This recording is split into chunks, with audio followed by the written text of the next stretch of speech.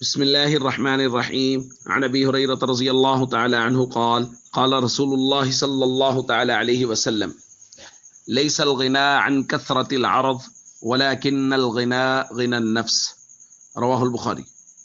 نبی کریم صلی اللہ علیہ وسلم نے ارشاد فرمایا، مالداری اور امیری یہ مال و اسباب کے زیادہ ہونے کا نام نہیں ہے، بلکہ اصل مالداری تو وہ ہے جو دل کی مالداری ہے۔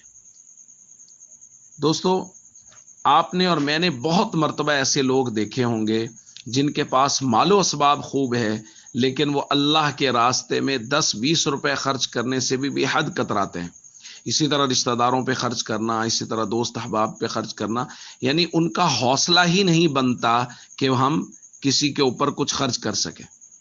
اور اس کے مقابلے میں بسا اوقات ایسا ہوتا ہے کہ کوئی آدمی، اس کا 2 وقت کا کھانا بھی مشکل سے بن رہا ہوتا ہے، لیکن کسی جگہ دین کی بات ہو رہی ہوتی ہے، ضرورت مند کی ضرورت کی بات ہو رہی ہوتی ہے کہ اس کی ضرورت کو پورا کرنا چاہیے، تو یہ شخص جس کی 2 وقت کھانے کے لیے روٹین مشکل سے بن رہی ہے، یہ اپنے جیب خرچ میں سے کچھ نہ کچھ نکال کے وہاں دے دیتا ہے۔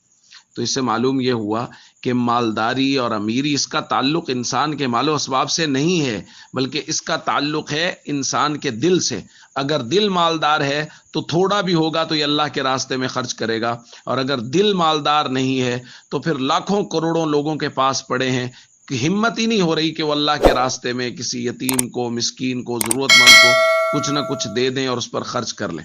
اس لیے ہم سب کو چاہیے ہم محنت کریں کہ ہم دل کی مالداری حاصل کریں اور ہمارا دل مالدار ہو جائے۔ السلام علیکم ورحمۃ اللہ وبرکاتہ۔